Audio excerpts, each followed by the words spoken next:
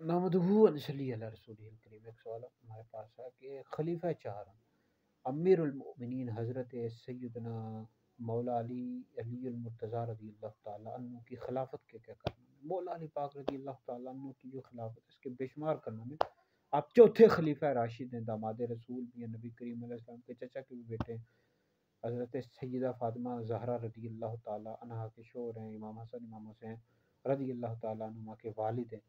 بے شمار کارنامے چوتھے خلیفہ راشد مولا علی المرتضیٰ رضی اللہ تعالیٰ عنہ کے۔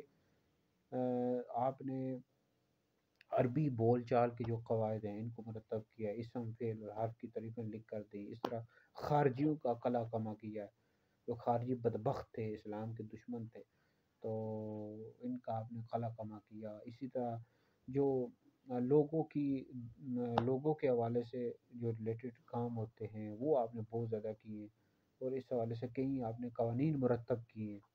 تو بے شمار کارنامے ہیں مولا علی المرتضیٰ رضی اللہ تعالیٰ عنہ کے۔ تو بہرحال یہ ہے کہ آپ کی خلافت میں بہت زیادہ ترقی ہوئی۔ تو یہ بعض خارجی بدبخت جو مولا علی المرتضیٰ رضی اللہ تعالیٰ عنہ کی خلافت کے حوالے سے کہتے ہیں کہ اس میں کام نہیں ہوا، ترقی نہیں ہوئی، ایسی کوئی بات نہیں ہے، بہت زیادہ ترقی ہوئی، بہت زیادہ کام ہوا۔ تو اس حوالے سے مزید اگر آپ نے مطالعہ کرنا ہو، تاریخ طبی، تاریخ ابن خلدون، ان کتابوں کا مطالعہ کر لیں، آپ کو مزید معلومات ملے گی۔